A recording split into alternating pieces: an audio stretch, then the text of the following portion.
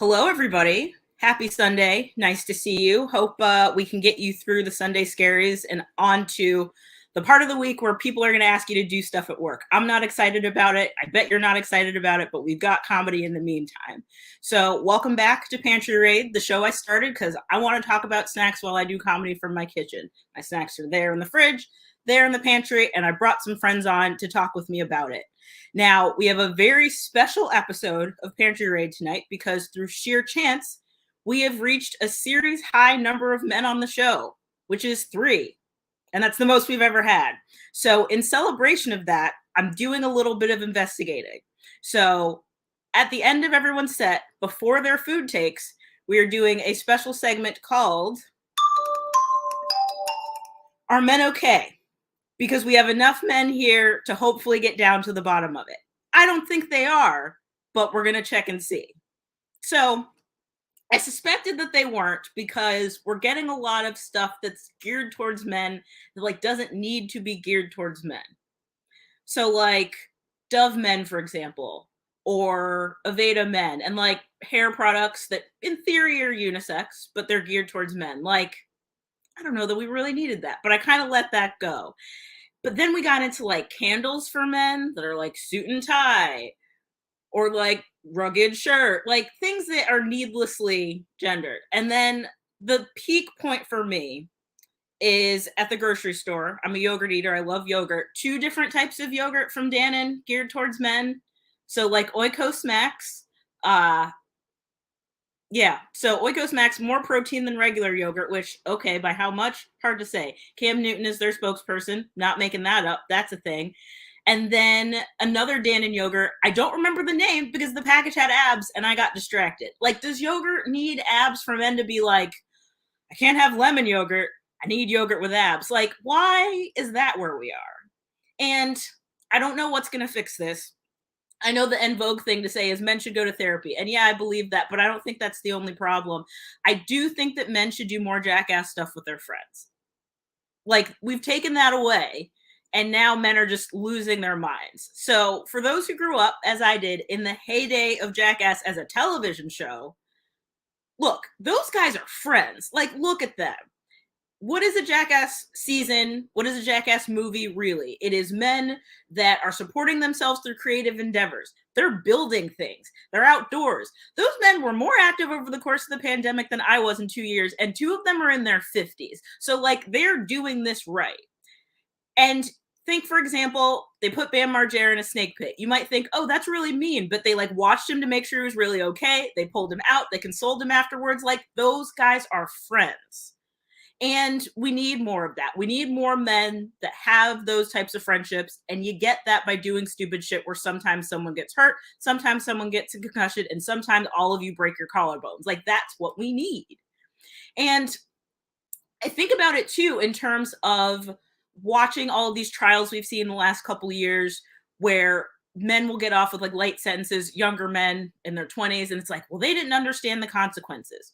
As someone who went to see Jackass and was in there, the only woman in a theater full of men, if men don't understand consequences, I need someone to explain to me why at the scene where Steve-O had a colony of bees next to his penis, there was no air in that room. Not a single person was breathing. And you know why? Because they understood how it could go wrong. Men understand consequences. You just have to show them those scenarios. Cause and effect, we all get it. But because we don't have Jackass on TV every week, they're not learning those lessons on a regular basis. By the way, if anyone remembers why we don't have Jackass on TV, it's because Joe Lieberman, when he was running for vice president with Al Gore, decided to make that a part of his campaign platform and say, it's too dangerous, it shouldn't be on TV because kids are getting hurt and we should take it away. He didn't even win vice president, but that decision stuck. And worse still, they asked him about it years later. He doesn't even remember saying it. He broke masculinity and doesn't remember doing it. So please put Jackass back on TV. It is very important to me because if you don't let men do stupid shit with each other, then women have to listen to them talk about shit we don't want to hear about. So everybody's life gets better when men have better friends. I cannot listen to men talk about stupid shit anymore. I'm tired.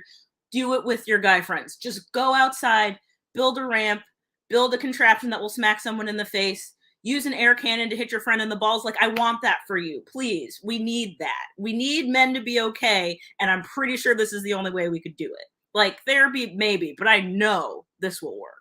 So that is my take on the scenario. But as we go, we'll get takes from other people, our other comedians. And the first one I'll bring up to the stage right now is Dan Guan. Dan, how are you? Oh, I'm doing good. I was going to change my name to Johnny Knoxville now that you're talking about Jackass, but here's my stunt and here's my set. But glad to be here. I'm Dan Guan. Welcome to Jackass. I would love that. That would be great. So you are in a new apartment. Tell us a little bit about it. It's good. It's good. It's like it's an apartment that's got character. But unlike the real estate terms of that are trying to sell really shitty apartments, this one's actually a pretty nice one. I live in the Mission in SF, for those of you who are familiar, and it's got the best of everything. I got a bodega right across the street from me, so I can get all my favorite foods. It's actually run by a Korean couple, so that's cool. I got a Burmese Chinese hole in the wall spot, which you can get noodles for $6.50, which is unheard of in the city. And then if I really want to get some bomb ass burritos, I can just go around the corner to it's a really Mexican neighborhood actually around here. So food here is just amazing here, honestly. And that's kind of just how I've just been procrastinating set up my apartment. There you go. That sounds like a dream of a scenario for a show like this. So I'm excited for you. I'm going to give you some time to take your jokes, and then I'll come back and we will chat about snacks, and we'll find your answer to the question, are men okay? Are men okay? I'm going to spend a lot of time really thinking about this, but yeah, I'm really glad to be here. I mentioned I just moved to California in SF, and as you can tell with the long hair, moving to California, I am just one convertible away from having a midlife crisis. That is how I think about how men are and the state of my own well-being as well. But I just moved here to California from Boston, where I'm originally from, which is, I know it's hard to believe because I don't sound or look obnoxious, but it's true.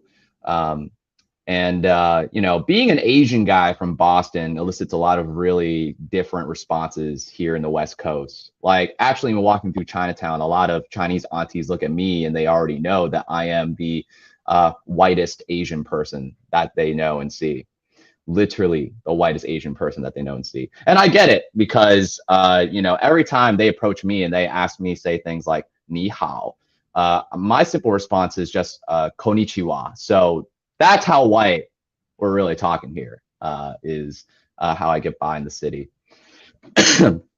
But SF is a really cool spot. Any of you guys have never gone, you guys should definitely come by and check it out. It gets its rep as being a really woke city, which is cool. It's a very liberal city. But sometimes I notice that some people, they talk the talk, but they don't really walk the walk here. That's a big problem that I notice here. The reason why I noticed is because I was at a rooftop party last week, and one of the tallest buildings in the city was lit up blue and yellow for obvious reasons.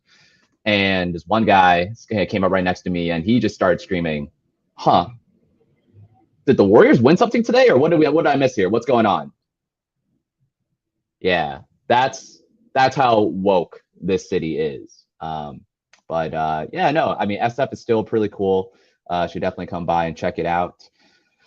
Excuse me. I've changed a lot as a person in the pandemic as well. I mentioned I got long hair. Part of the reason was I just wanted to grow it out because I wanted to look sexier. But part of the problem that I noticed is that when my white friends grow out their long hair, they just look like gods of thunder, like Thor. Whereas for me, I just look like a guy that listens to EDM alone in his room. So that's how life is really going away from me, pretty much. Long hair aside, though, I decided to do something about it. I actually went to Chinatown the other week, and I just said, hey, I went to my favorite stylist and said, hey, make me look pretty. To which he responded with, which one? I didn't know what he was trying to say with which one until I saw that he was pointing his finger to the wall. I then realized what he was trying to say was, which one of the BTS members do you actually want to look like coming out today? And, I think it was pretty obvious that I'm the sensitive one, so he should have really known. It's cool, though. I actually like BTS because I think what they've done for Asian culture is amazing, popularizing Korean food and Korean hairstyles. Because before that, all we had was really buzz cuts and bowl cuts. And growing up as a kid, I always chose to get the buzz cut because I would much rather look like a gangster than a virgin. So that's that was my reasoning going forward.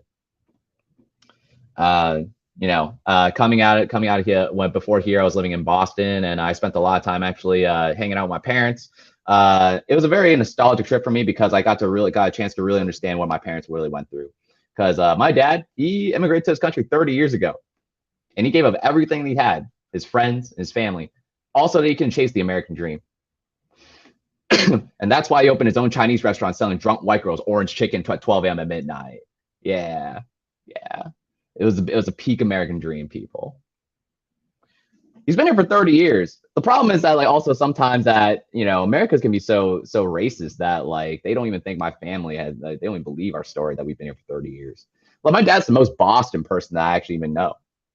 Like he loves the Red Sox, he loves Duncan, and he's racist. So like, what are we really missing here? What are we really missing here? One time we actually went to a Home Depot and the store associate looked at both of us and she just said, no, I'm not talking to him because I don't want to deal with accents. And I'm like, lady, accents?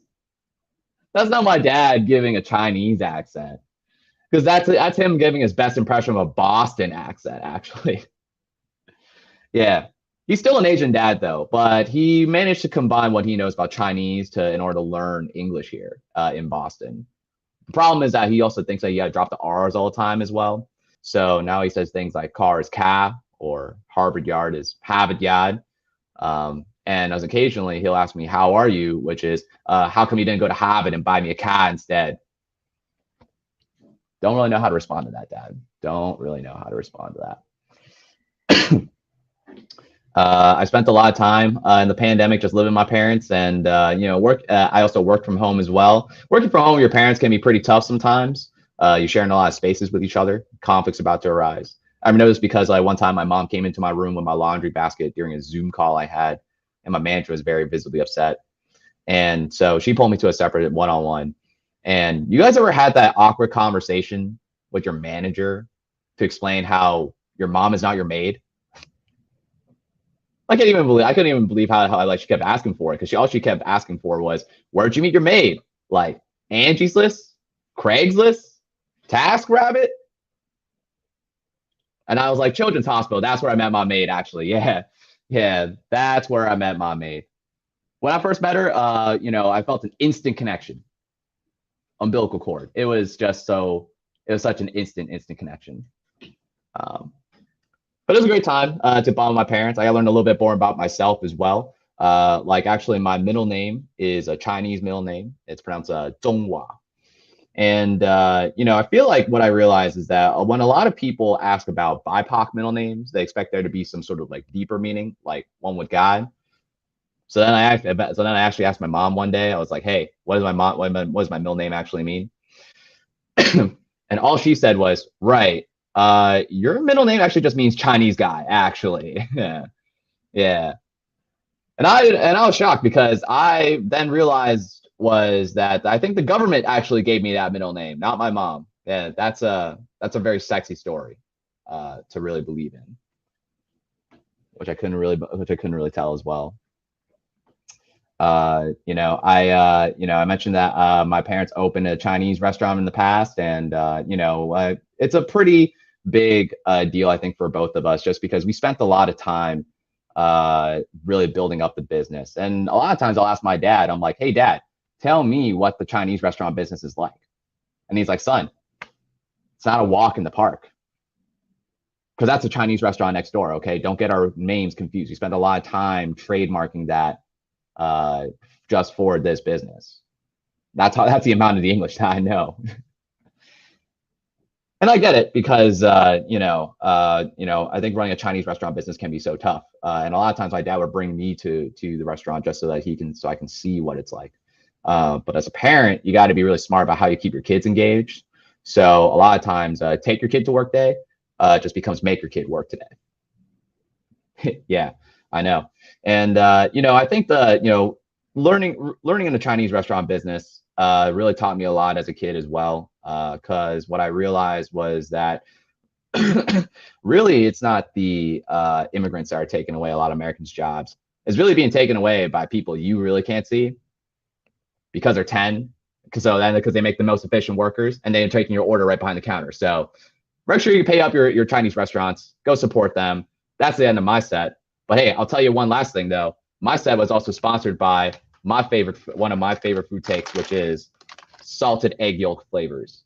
And the reason why I'm saying this is just because Asians, we've been on the come up on some like really secret and delicious flavors for a while.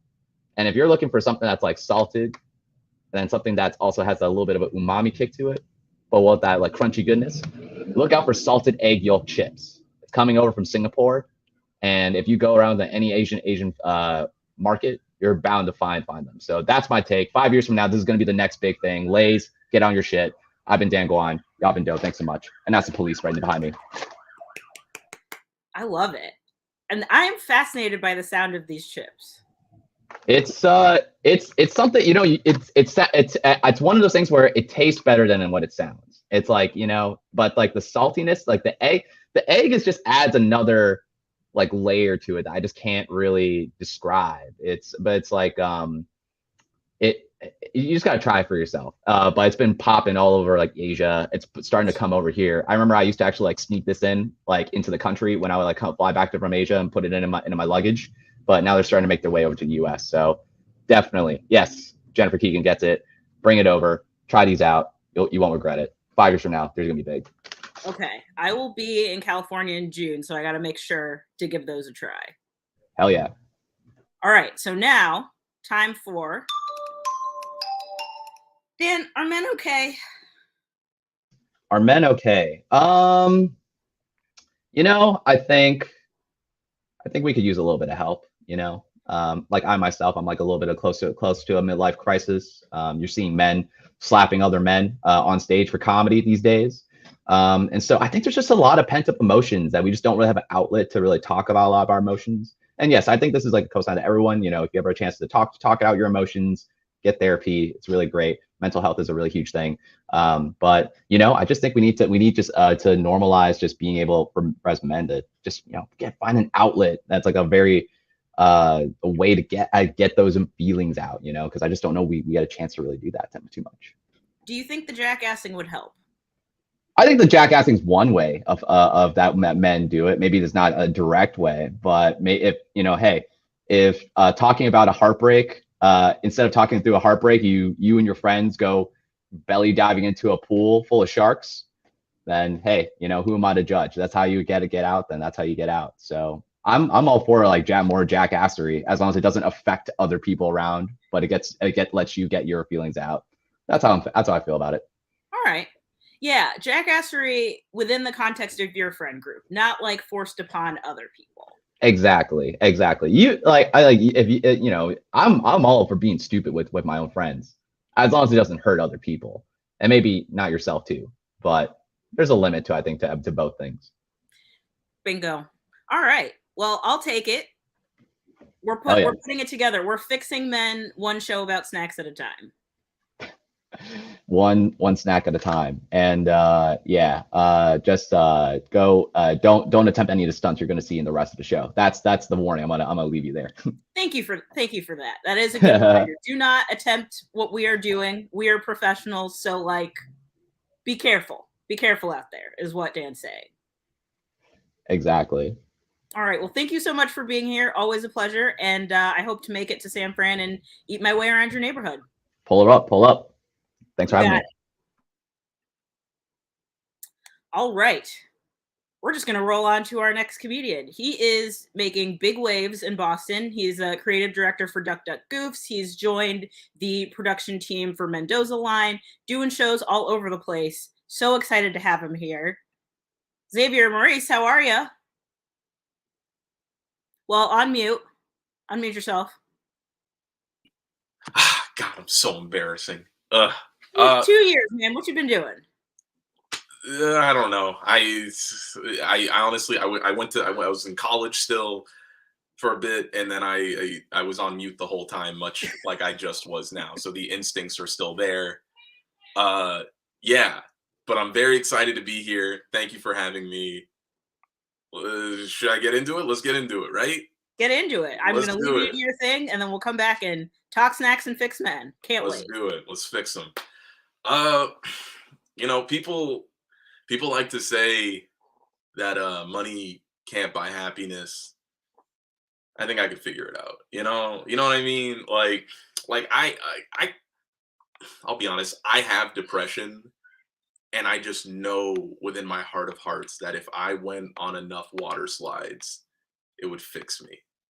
Truly, truly. Like I've never had like an intrusive thought on a water slide before, right?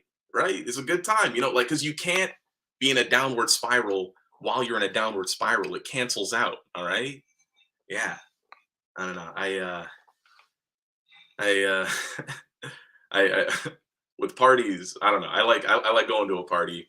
I really do. I went to this party like a weekend ago, and for some reason all the white dudes were like dressed the same. You know how they do. The fit was their shirts were tucked in, their sleeves were rolled up, and their pant legs were also rolled up. You know what I'm talking about? That kind of like semi like hipster fit. And honestly, I had never felt safer. You know what I mean? Like I've been to parties where I felt like, I could get jumped at like any second, right? Opposite feeling here. All right. A lot of beta energy going on. Like I felt like someone was gonna like give me sneakers, and then call me the opposite of a little bitch, right? Be like, yo, Xavier, you a big boy for real, right?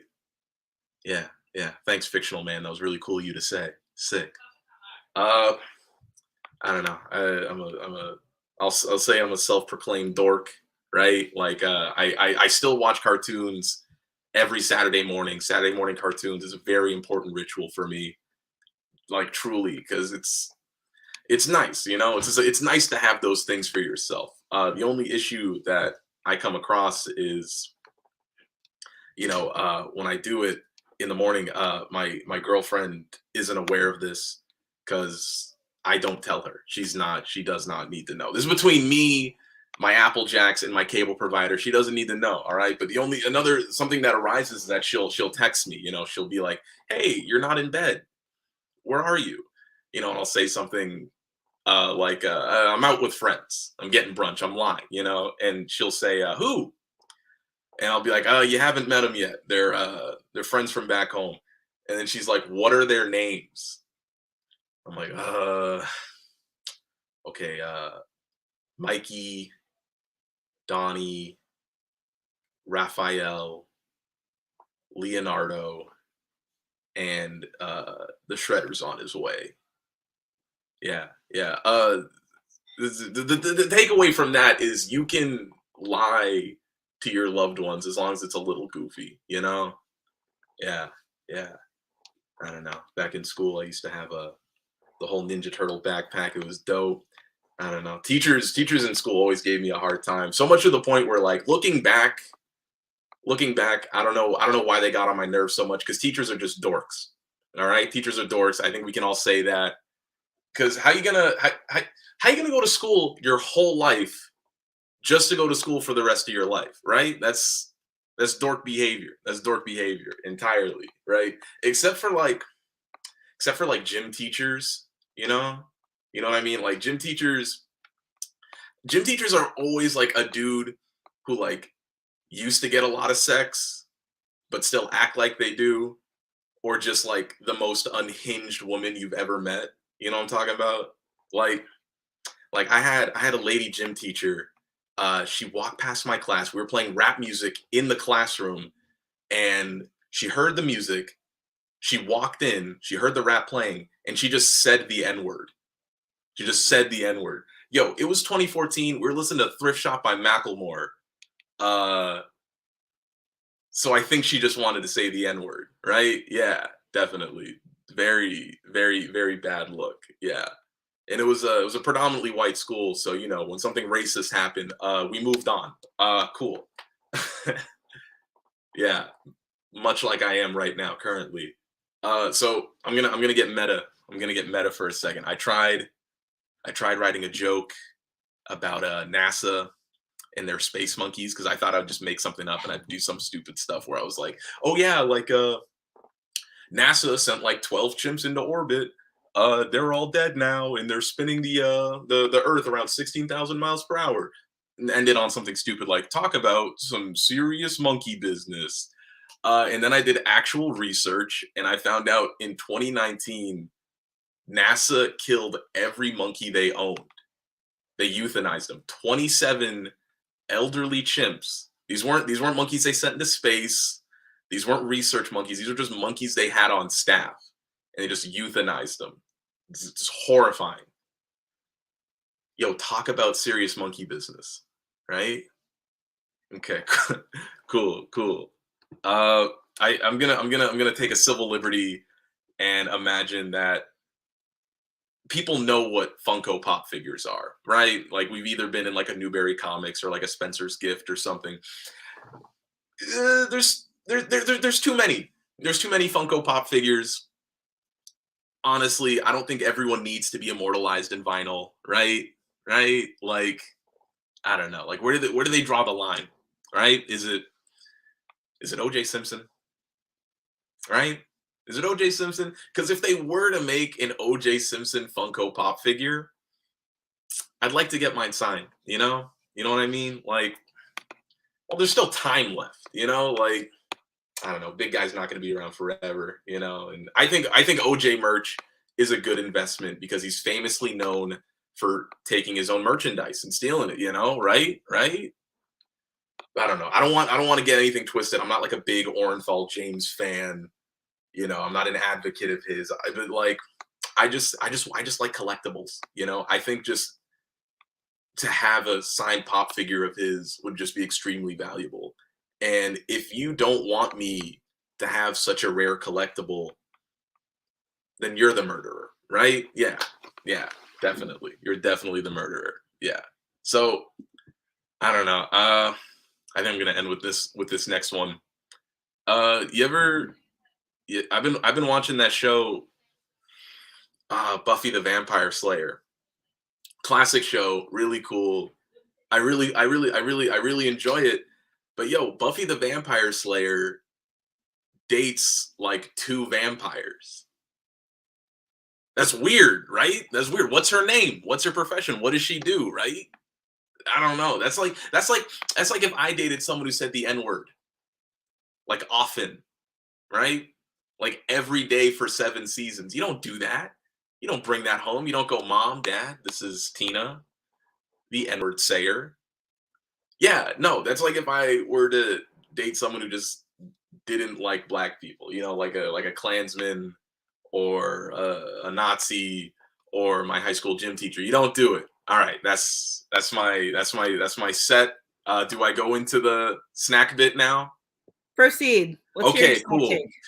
There's no snack on me. This is more so a concept, a snack or food concept. I don't like people who do meal prep, right? I don't know. You ever talk to meal prep people? They always act like they've kind of like cracked some sort of like dietary cheat code. They're just like, oh yeah, I'm just gonna like make all this food and just like save it for later. Like, bro, that's leftovers on purpose. All right, you're not doing anything special. At the most, you're appropriating mom culture, and I don't like that. That's just on me. I'll take it. Yeah, I mean, I'm looking at the leftovers of my dinner right now. It's just 8 servings of baked pasta in one pan. And like, I'm not calling it meal prep. It's just baked pasta in one pan from which I will take servings over time until there is no more. Yeah. Yeah, it's not a personality. It's just a thing you do when you want to eat. Some people just make it like that. I don't know, man. It feels like a lot of work. Exactly. All right, so time now. Xavier, am I okay? I'm gonna be honest. No, we are weird. We're a little messed up. I don't know if you just saw my set, but yeah, we are some weird guys with some weird interests that we choose to talk about. I can speak for myself. I have so many like interests, and those interests aren't interesting. Like I'm a big like Marvel DC guy. I have all this encyclopedic knowledge. It's going nowhere. All right. And also like there's all these rules and expectations for dudes just in general, all these walls that we have built up, and we're always surprised where we're like, why don't people like me? We put up so much of a front for everything. It's ridiculous, you know, like. And we only have like 3 kinds of shirts when you look at it. For dudes, it's either like t-shirt, button up, or tank top. And like, you know, like we don't got tube tops, we don't got blouses, we don't got tunics or anything like that. And I feel like if we just had more time throughout the day where we could just think a little bit more like, oh, what other shirts could I wear? That type of brain processes could like alleviate a lot of societal ills if we're a little too distracted about thinking about shirts. You know, I buy that because you know why women have such anxiety? Because we have too many types of shirts and the way they size them is not helpful. Like you all just have numbers and they're like, yours makes sense. And ours is more of a trick or a math problem. And now we're all anxious. So maybe if some of that energy could get taken up by you having to figure out what shirt fits and why. I don't know, man. I welcome that level of distraction. Yeah. You're doing too much with the extra time and I need everyone to calm down. Exactly. We made World War II happen, you know, like too much time on our hands. We're figuring out way too much shit. Would the jackassing help?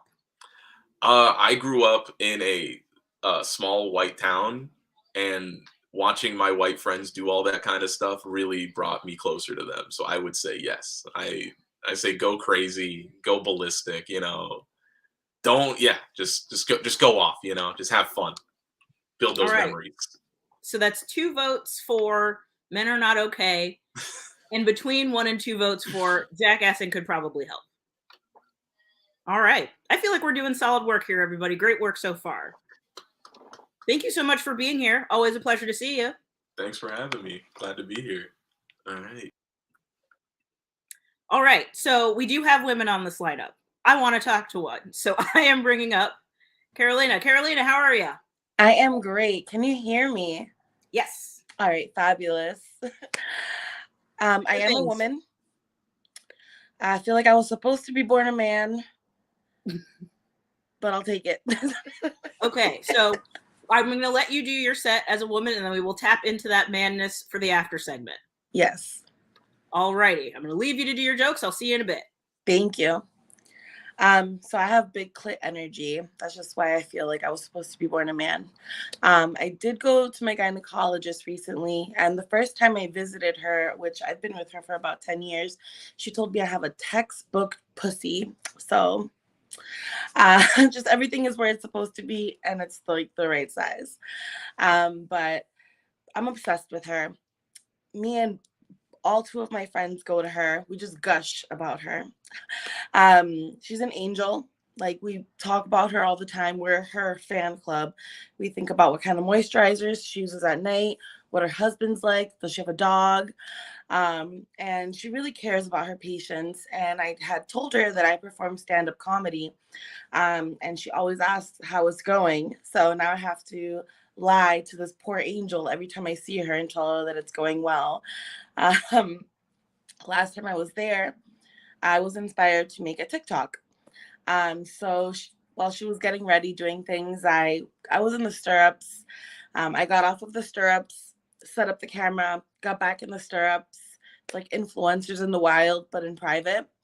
And I made a video, and I asked, she's the first person to see my pussy this year. Who will be next? And it did land on the wrong side of TikTok, unfortunately.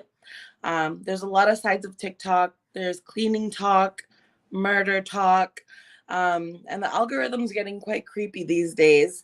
I just moved to a new apartment, and I have a coin-operated washing machine, and a video popped up on that same brand washing machine on a hack on how to make it run for free, and it did work. Things have popped up in my algorithm that I have not searched for on my phone, that I've only thought, I have not said out loud. So they say that the algorithm is very accurate. It connects to all your other websites. But honestly, I think it's just like picking up your brain waves, and there's a technology on here that we have not been exposed to. So this TikTok video that I made in my gynecologist's office actually went viral. It was my first viral video. It got about 700,000 views, and I was already over the moon with 20,000. And the comments started coming in, and I always looked at celebrities' comments and I'm like, why does it even matter? Like, you know who you are, what you mean, so people can say whatever they want. And I'm one of those that doesn't really care like what people think. But those comments did start to get to me. The majority of them were Oh, sorry. The majority of them were Indian guys that were like, "It's me. I'm next. I'm the next to see your pussy." And I've already been with an Indian man, and I'm all good with that. And then it's a bunch of little kids telling me that they can smell it through the screen. Uh, and then I saw a comment that like said, "It looks like she's had chlamydia 6 times," and I was like, "Who do they know? How do they know?" So before I got even more exposed, I had to turn off the comments. I couldn't handle the fame. I couldn't handle the pressure. So now I just make TikToks and only post them for me and my friend to see. I do have a phone addiction, which I think a lot of us do, which is quite unfortunate. So I have stalking tendencies. It's bad when you've Googled how to stop stalking because I do want to be respectful, but I can't stop myself. So I recently had broken up with my boyfriend. We were together for 5 years. I went on his Facebook. This is just 3 months after the breakup to see that he's married. I was shocked. So I liked and commented on the post and he blocked me promptly. And then I went to go send him an accidental Cash App and he already had blocked me there. He beat me to the punchline. So I'm thinking like, we broke up 3 months later, you're married. I see that the girl is Guatemalan and me and him are Dominican. I'm like, oh, this must be for papers, like green card. And I'm like, wait, he doesn't have papers and Guatemalans never have papers. So it's true love. It's just unfortunate that he's the one that gets to be happy first, because he's the one that ruined it. But that's just the way life goes, I guess. I did see them at church like a month ago, and that was pretty gut-wrenching. But it was good to see that she had a flat ass. Mine isn't perfect, but it's a lot better than hers. So I've been looking for him in every person that I've been dating. His name is Edwin, and every single person that I see on Hinge and Tinder that's named Edwin gets right swiped. I've been on 4 dates with 4 different Edwins. It is toxic, but there is growth. I did date a Nicholas, and he was white. We went to a paint night for our first date. And it's supposed to be fun when you go to paint night, but the painting was very, very challenging, and everyone just left feeling like shit. I did let him go though. Beautiful, beautiful penis, but he wasn't Edwin enough for me.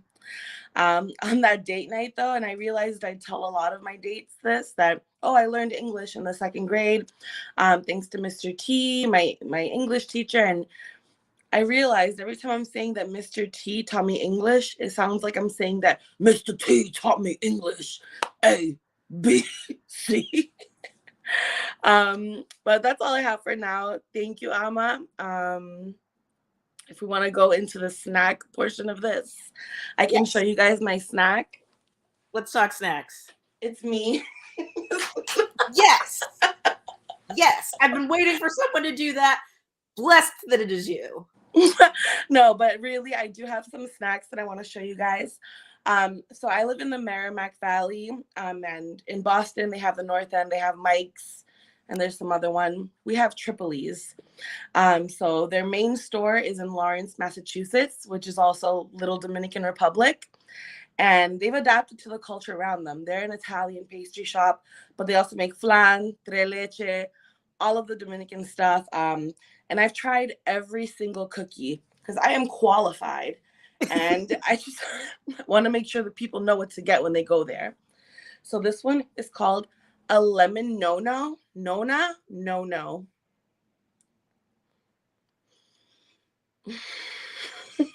It is so amazing. So if you ever find yourself in the wrong side of Massachusetts, in the Lawrence area, go get yourself a lemon no-no. These guys are rolling dough all night long. I drove by in Lawrence Friday. It was around 1:30 in the morning. People are like walking to the club, out of the club, and they're just there in the window, putting in that work, adding to the scenery. It's like a fucking movie. I also have one more snack, Yes. which you guys know funfetti cake. Everyone loves it. So I found a way to make it even more fun. You just put some shrooms right on top, right? And then the colors pop even more. So I don't have any controversial snacks. Just a lot of good snack recommendations. Highly recommend this one. Listen, we love an add-in. We love an adaptation. Fantastic. Thank you. Thank you for being here. Oh, wait. Hold on. We have to do the important part. Just a moment.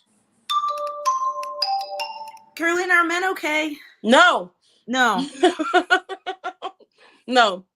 All right. Yes, they are fine. Right now, because everyone's being more made aware of like mental illness and stuff, we see more of what they're actually going through. But at the end of the day, they don't have to go through periods, pregnancy, and menopause. Hormones are up and down with women, and they're just living life. Once their pubes come in and their balls drop, that's the end of the story. Worst case scenario, their balls are sticking to the side of their legs. They don't feel like killing themselves once a month. So yeah, they're fine. All right. I like it. It's a contrary take, but I will take it. Yeah, we're going through so much. And like they get theirs done in like one shot when they're 12, and then that's it. We got to make it more efficient. We got to figure this out. Male birth control. There it is. Even the score. Thank you. You've got big ideas, and I love it. Thank you so much for being here. Always a pleasure. Thank you for having me. All right. So we're going to keep it rolling. So our next comedian, David Perdue, we got to work together a little bit last year, and he is just a delight. He's done stuff on Comedy Central, True TV. He's done stuff for OWN. And famously, if you've seen the news recently about T.I. trying comedy, it didn't go great. And David told him it wasn't going to go great, and he did it anyway. I told him. He said, how'd you think? And I said, not good, Tip. And people were like, you should have told him otherwise. And I remember thinking, I don't know, man. I seen the news. I know he can't shoot me. He can't touch guns. So I'm good. You know what I mean? I felt confident in my stance. You are so safe. Like, he can't retaliate. He's not allowed. The law says he can't. Small guy as well. Very small guy. How tall is he, would you say? I'm a taller gentleman. I'm 6'2". Yeah. And I'm giving him 5'7", 8, maybe. Oh, jeez. Yeah. You're fine. Yeah, I felt like I could Donkey Kong him. You know, you just hit people on top. I could like, you can't hurt me, and I could Donkey Kong him. Yeah. Anyway. So, I mean, you were right. So even then. Yeah, I was right about a couple things about T.I. He's not good at comedy, and he can't shoot me. Legally, he cannot shoot me. I knew that. I hope this ends up in your credits, like Comedy Central, True TV, OWN, and told T.I. the truth. I want that. One of the few in Atlanta that did it. All right, I'm gonna leave you to do some jokes, then we'll come back and chat. All right, I'm all right. Listen, if you can hear me, people, I was gonna say this is a choose your own adventure set, but I'm gonna choose it. The first joke, I'm not good at transitions at all. And so I like to start. I'm a black person. I don't know if you see my face. I'm black. I like to start with the Black history fact that I found fun, but not so fun. And normally when I do this, people either hate me or love me, but this is just a thing. Mention in the comments if you know who George Washington Carver is. Just a quick anything. If you know who George Washington Carver is as a human being. 1, 2. Okay, I figure most people know who he is. George Washington Carver. If you know, he's a man, and he invented over 300 inventions with the peanut. And I'm glad people are saying yes, because I've done shows when white people have been in the crowd, and somebody said cookies. Sometimes white people will say cookies. And I'm like, no, that's the wrong black dude. That's Famous Amos. You got the wrong black man. But so anyway, yes, George Washington Carver, over 300 inventions with the peanut. Now, this is the part where people either go with me or they're like, you did too much, Dave. If you Google George Washington Carver, did you know that George Washington Carver was more than like a lot of scholars believe, was actually castrated as a young man by his slave owner? Very common practice during slavery, where people would castrate the young man so they didn't, quote unquote, deflower their daughter. I know it's a sad and terrible thing to like hear over the internet on a live comedy show online. But did you hear what I said? I was the man responsible for over 300 inventions with the nut. Whew, he ain't had no nuts. And I just found that fascinating. And I know there's nothing funny about castration. Obviously, there's nothing funny about slavery. Honestly, I tell the joke because I feel like a lot of things about slavery get pushed under the rug and we act like it didn't happen. And also, I get it. It's not a fun thing to talk about, but like I believe life balances itself out. So like in my mind, I like to imagine George Washington Carver looking down from heaven, just giggling at all the little white girls that have peanut allergies. He's just like beside himself, just like, look at that. Look what I did. I made it too delicious, I have another, this is a very unworked out joke, but it's just a thought.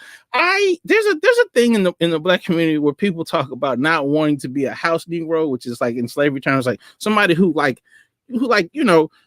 ingratiated himself to the master or whatever. And so I started thinking, like, who's the greatest non-house Negro? Like, who's the greatest person? I was like, I'm getting out of here.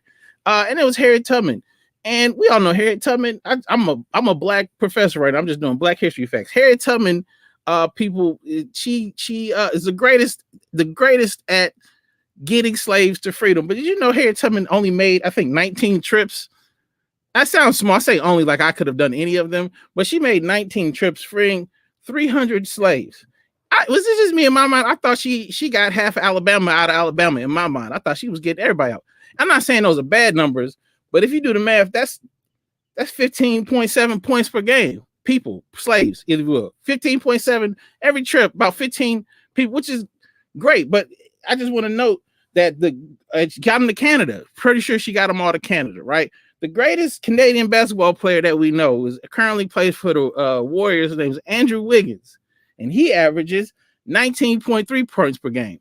And all I'm saying is, there's no point to that joke. I just thought that was weird facts that I like to share. All right, it is baseball season, and I'm only bringing that up because baseball is my favorite sport. We're talking about snacks. And I love baseball because it is the only sport that actually encourages snacking. I don't know if you've ever paid attention. I remember being a kid and watching baseball, and I remember seeing a baseball player go into his back pocket and pull out sunflower seeds. And that was the moment I knew I was going to play baseball immediately. I asked my dad to sign me up for T-ball immediately. I said, you just eat while you playing. I think that sounds like a fun time. And what I quickly realized is there are no rules to that. You can put whatever you want in your back pocket, so I was the first kid out there. I feel like an innovator. I was probably the first kid out there. I had whole pizza rolls in my back pocket. Yeah, because there are no rules. Nobody said you have to just eat sunflower seeds. I had whole pizza rolls in my back pocket. Not only that, I devised a way to keep them warm by lining my back pocket with aluminum foil because I was a smart kid. Okay, back there just eating whole pizza rolls in my back pocket. Now I did have sauce on my back pocket, and it looked like I was bleeding out the ass a little bit, but at the time, I was an innovator. Okay, that was a real thing that I did. Again, I'm not good with transitions. I don't really have them. I was talking to my goddaughter recently. I love my goddaughter. I don't know if she loves me back. She knows how to humble me. She called me. She said, "Uncle Dave, do you know my brother's middle name?" And I was like, "Of course I do. His middle name is Eli." And just trying to make conversation with my goddaughter, I was like, "Oh, do you know my middle name?" And this small angry child, deceitful, evil child just goes, yeah, I don't know you that well. And then hung up the phone. This was 5-year-old. I was so upset. And I tell people that at first I was upset, but really I took it as like one of those like call to action moments where I realized like she's not really mad at me. What she's saying is, David, you're 35, you're single, you don't have prospects currently. You better start taking care of me because everybody knows the daughters is the one to take care of the fathers, and I don't see no pony. And so if you want somebody to take care of you, you better start stepping it up. And so I'm now, I'm currently in the process of trying to buy my goddaughter a pony so she'll take care of me when my bones are old and brittle in a couple years. I'll end on this. I'll end on this. During the pandemic, I bought a weird thing. I hope we all did something weird during the pandemic. If you're like, and I say during, I know we're still in it, but like during the lockdown, I hope we all did something weird. I hope we're not all the same person. During my birthday is February the 4th. It's the same day every year. That's how birthdays work. And first pandemic birthday, I was out having fun. And then in 2021, I like stayed in the house in solidarity. And I was scrolling on Instagram late at night, which I don't advise anybody do. And I was scrolling, and I saw this picture, this video of this kid, and it was late at night, but there was this picture of this kid, and he was doing these yo-yo tricks, like cool yo-yo tricks, right? And I looked at this kid, and he had big old chubby cheeks, and he had big hair, and he looked too much like he could be my kid. Like I was like, where was I 14 years ago? What's my life going on, right? And so at the end of the video, he held up his yo-yo. He's like, hey, this is my official yo-yo. Go to my website and buy my yo-yo. And that's when I hit a pandemic low. Is I went on his website and I bought a yo-yo. I was 34 years old and I bought a whole yo-yo, right?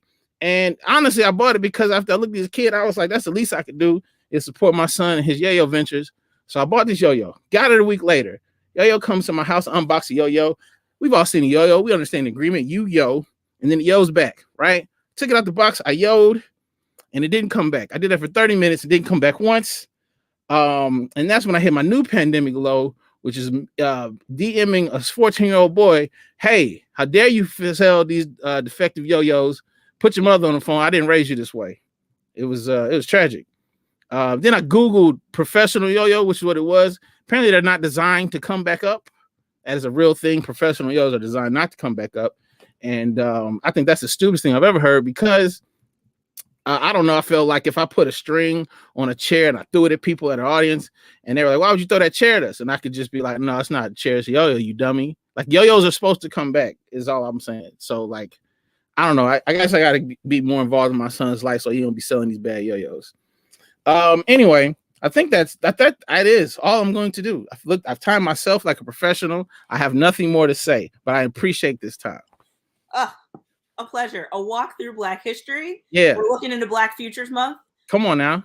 With your son and his entrepreneurship. Congratulations to you He's both. Doing well. He's doing well. Fantastic. And as somebody who bought rollerblades during the pandemic, I too made an ill-advised decision based on youthful feelings. Look, but you had to make it. I did. But David, we're not as young as we used to be. And like being on skates, like that's when I figured that out. It's like your ankles aren't built for this. Your knees aren't built for this. If you hurt yourself, you're going to have to tell people you skinned your knee skating as an adult. Like I didn't think it through. There's certain adult injuries I refuse to tell people about. I just have to suffer in silence. Yeah, the skating injury, I'll make something up before I'll tell you I skinned my knee rollerblading. What do I look like? Facts. So I got to go to my snack. Here's all right. So my snack is all right. I had to decide between a couple, right? At first I was gonna say corn dogs. I love corn dogs. It's actually hereditary. Like my grandfather loved corn dogs. I didn't know he passed it down to me. But in my true nature, my favorite snack is one of two things: either dill pickle chips or salt and vinegar chips. I think they're delicious. Great crunch, different flavor, different people make them. The thing I love the most about them is they smell a little bit to a lot of people. Like a lot of people don't like that. They're not an airplane chip. I call them my petty chip, right? Like if I don't like the people around me, I go get those chips and then I clear areas for myself, right? If I don't like you as a person, I will eat those chips in front of you to keep you away from me. So they serve multiple purposes. I think they're delicious and they keep people I don't like away from me. It is. It's like, you know, the deterrent tones that cops have to like disperse protests. It's like the deterrent tone of chips. Boom. You see where I'm at. Yeah. You know what I mean? It's like, sometimes go ahead. You need them. I agree. They just serve multiple. I love things that serve multiple purposes. If I'm being honest, it's like getting more bang for your buck. All right, Jennifer is in the chat and she is with you. Yes, for salt and vinegar. Yes. And exciting news on the frivolous purchase front. Courtney bought a trampoline, so we are not alone. Good for you, Courtney. Trampolines. Why not? Get into it. Get into it. All right. So before I let you go, David, are men okay? All right. So I've heard all the comments, and I'm not gonna lie and say I disagree, but I think men are actually okay. Okay. And here's why I say this. I looked up the definition of okay, and it said satisfactory but not exceptional. And I'm like, if nothing describes men more, it is that we are we get the job done as a human. We are satisfactory, but we are not. I think the problem is we assume we're exceptional, and we are not. I think that's the biggest issue.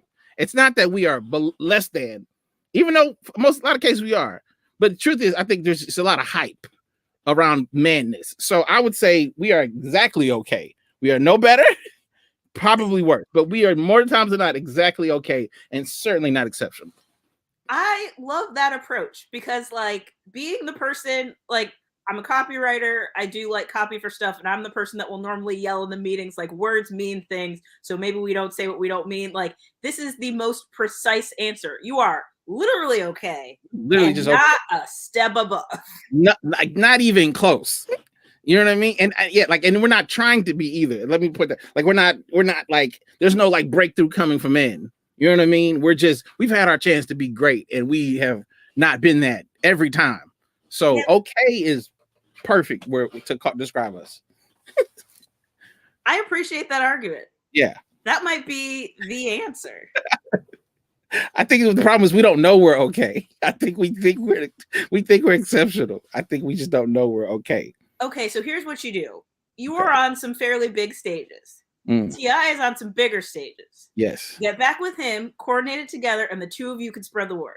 Oh no, he thinks he's exceptional, and that's the problem. You know, that's a great point. He might not be the best messenger for this. No, he is. He believes he's exceptional. He probably uses that word a lot because it has several syllables. It's long, and he loves long. He loves long words, so he'll be like, "I am exceptional," and I was like, "There's no proof of this."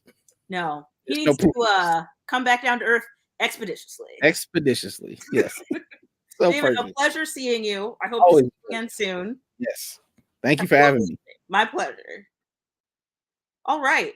Man, this has been a fun show. I love this. We always have so much fun. And we have one more comic for you. She is a Reductress fellow, and every time she writes a headline I love, I always immediately tell her, this made me laugh so hard, I'm telling everybody. And she's going to make you laugh really hard. Freddie Shanel, how are you? I'm good. How are you? I am great. Good to see you. I feel like it's been a long time. It has. It has. I'll be in New York again soon, so hopefully I will catch up with you at some point. Yeah, let me know.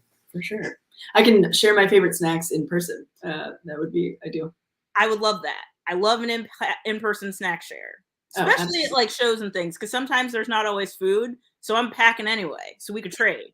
And I feel like COVID kind of took away our communal snack kind of vibe. So I feel like we should bring it back now that obviously we're completely done with the pandemic, and the pandemic is over and everything is fine.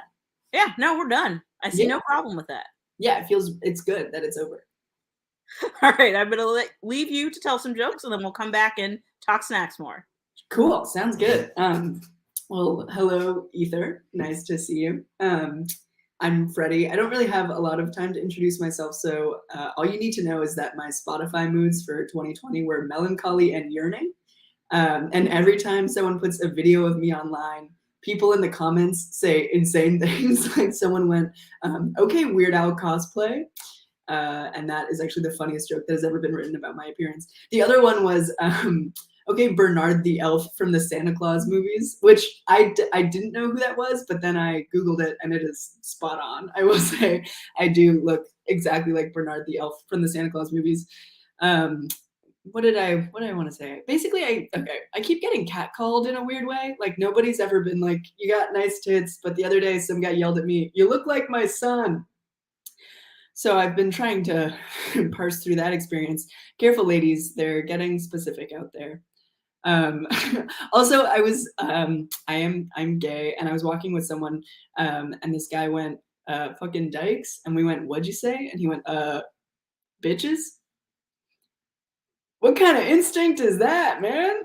To be like, better reel it in, but marginally, it does not really make a lot of sense. So I was like trying to think of something cool to say back to him. But all I could think to say was, hey man, have a nice life.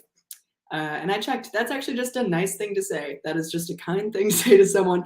That'd be like if he was like, your mom sucks and I hope she dies. And I was like, well, your mom works too much and I hope she is enough. Like really does not make sense. And then a third time that I got catcalled, I was walking with somebody, and this guy went, hey, honey, can I have your number? And I went, no, thanks. And he went, no, not you. Do you know how hard it is to get a catcaller to say, not you? That man has chosen to objectify women for a living, but he draws the line at objectifying me specifically. Like that'd be like if I were an intern in the White House in 1998, and I walked into Bill Clinton's office, and I locked the door, and he was like, actually, could you send in my wife, maybe?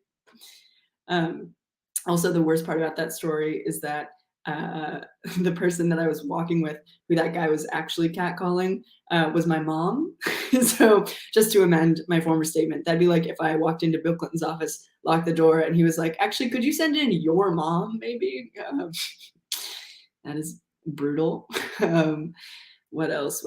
My dad has been really sad about Ukraine, which I think makes a lot of sense. But he keeps saying kind of crazy shit like, oh, I would go over and help, but I can't because I have work. That's the only thing stopping you? All right. Careful, Russia. There's a 66-year-old on his way, and he specializes in hospitality. So, yeah, I'm just trying to... There's a war happening. Crazy. What else? You guys were sharing some fun facts, which I also enjoy. I was reading this fun fact recently that I thought was kind of cool. Maybe you guys have heard this before, but a woman, when her child is in danger, becomes strong enough to advocate for herself at work.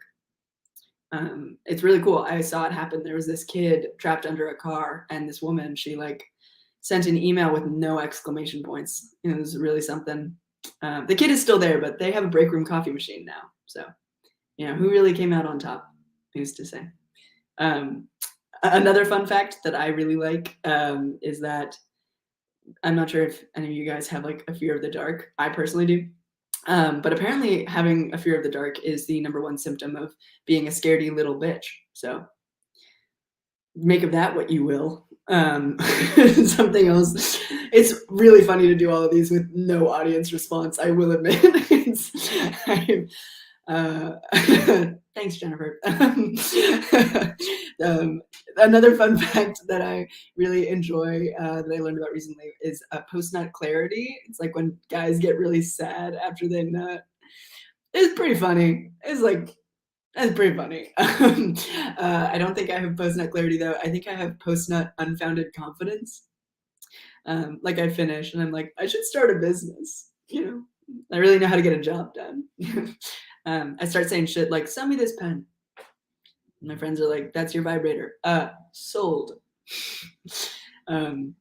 Yeah, I started saying, I do the Elizabeth Holmes voice. It just gets deeper and deeper. Like, with one drop of blood, we can do millions of tests. It really makes no sense. What else? I grew up really just kid, and I think it's partially because I just like learned about the Holocaust too young.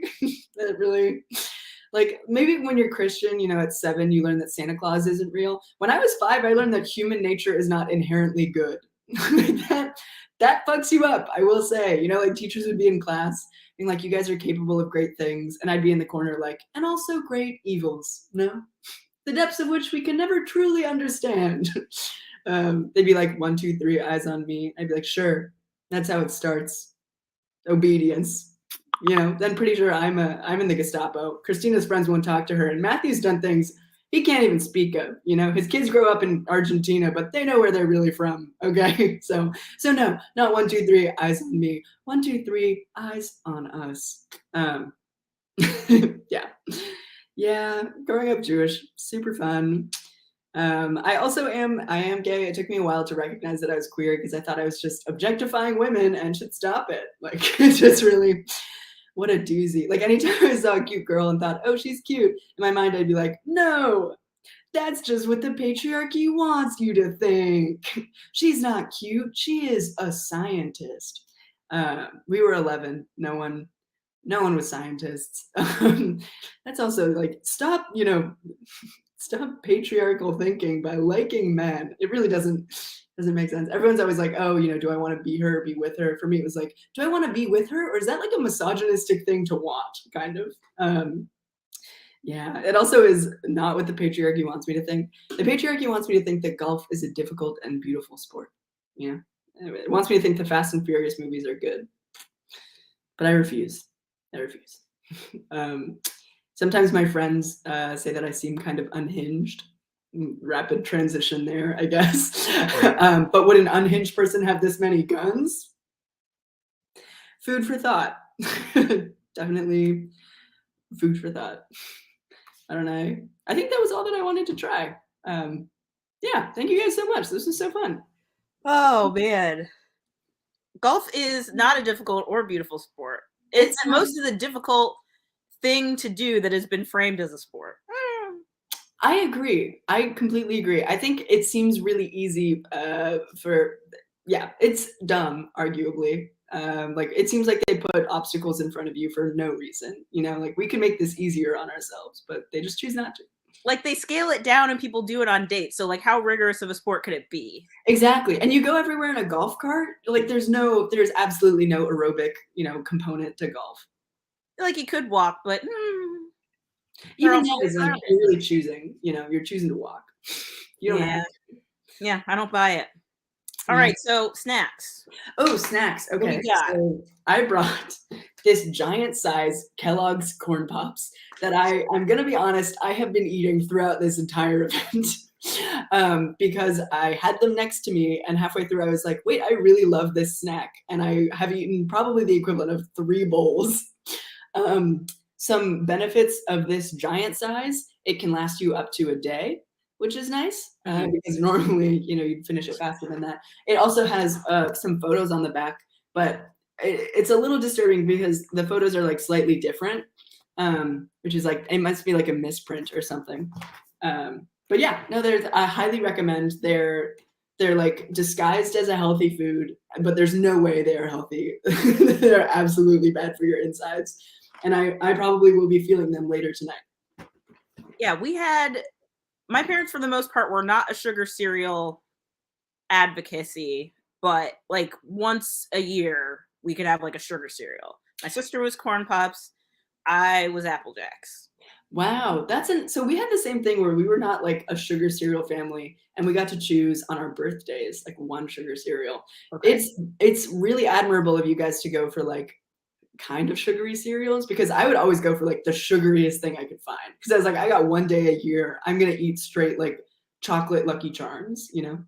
Yeah, my sister took your route, so she was like, Cookie Crisp, we're going for it. And I was like, Apple Jacks, a little bit of fiber. And like, that's just very much who we are as people. Like she'll go whole hog, and I still to this day, I'm like, I'm concerned I'm not eating enough fiber. That's so funny that you got one day a year to choose whatever you wanted. And you were like, we got to make sure our digestive health is like still in line. Yeah, that makes a lot of sense. Admirable. Thank you. Yeah. All right, now, as someone who trades in satire around women in general, I'm especially interested in your opinion. So for the final time this evening, Freddie, are men okay? Oh, it's a good question, and I rack my brain every day to figure it out. I think they're getting okay more. I don't know. I mean, I think let's get the serious answer is that, ladies and gentlemen, with feminism, arguably men could be okay. It goes both ways. But the funny answer that first came to mind was that there's one specific man who apparently has become the like stock photo for like this white man blank. And I don't think that man is okay. I think he's having a tough time. But I guess everybody else, I mean, I hope so. Prayers out to you, man. Pulling for you, but I do not know. Do you think jackassing would help? Absolutely. Yeah, I think that might be our one true path to salvation. Yeah, like just the more I think about it, and like Johnny Knoxville can fix so much of this. Like he shouldn't have to. He should be enjoying his 50s, doing whatever he wants. But like if called upon and willing to serve, he could do some really good work. I completely agree. I will be honest, I have not seen the film or the films. But I have heard only good things about Mr. Johnny Knoxville, and I send him my best. I recommend them, and I will say this too, which I didn't share up top, but I was a film minor in college and happened through a quirk of course availability to have taken half of those classes on masculinity in film. So when I talk about watching men on film and like how they should and should not be doing it, I'm literally credentialed to say so. Wow, yeah, you're an expert. So like E.T., great. Goodfellas and Godfathers, less so. Yeah. But like Jackass, that's up there with E.T. So like feeling like a film buff. Like we didn't get to see it talked about at the Oscars, but like one of the best films of the year. Jackass Forever. Wow, I guess I'll have to see it now. I feel like this is a glowing review. I'm okay going on record as saying as like making this my recommendation. Like if this were also turning into like an Ebert and Roper situation, I'm comfortable saying on the record, go see it. I recommend it. I'm about to say, I will go see it, and if there's like one joke where I'm like, toes the line, I will be coming back, and I will be reporting back to you. I'll accept that. Will be angry. I'll accept that. Yeah. Machine Gun Kelly gets slapped into a pool, which is fine because I'm not sure what we're doing idolizing him. Like, what? That's actually good. That's pro. Yeah. Like, I don't have time to get into it, but like, why is he? No, that should be the next question. Like, are men okay? And the next one is why is he? Why is Machine Gun Kelly? Question mark. So next week's episode, anybody who's on next week, if you're watching, start studying now. Why is Machine Gun Kelly? No, we're clamoring. The people need to know. Yeah, there was a joke on Kimmy Schmidt at one point. It was like a running joke of like, is Cate Blanchett good or is she just tall? And like, that's how I feel about Machine Gun Kelly. Is he good or is he just tall? And often the two are conflated.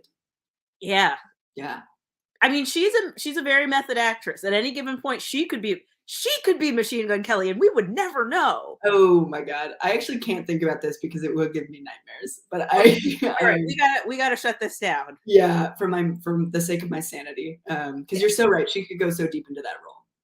I'm not trying to drive anyone crazy, so let me cut this off on the pass. But Freddie, so lovely to see you. Always a pleasure, and I hope to see you again soon and trade snacks. Yeah, hopefully very, very soon. Thanks for having me on. This was so fun. So pleasure. All right, folks, that is our show. We've had a fantastic conversation about what snacks you should and should not be eating, what we can do to fix men, and if jackassing would be a part of the solution. So Johnny Knoxville, if somehow you are watching, we need you to get to work. You can email me. We'll get something started. But for everybody else, so glad you were here, especially because your being here helps us make a donation to World Central Kitchen. So stick around for next week, where we'll have 5 new comedians and may or may not be talking about why is Machine Gun Kelly. But in the meantime, have a great night and enjoy your pantries. Talk to you soon.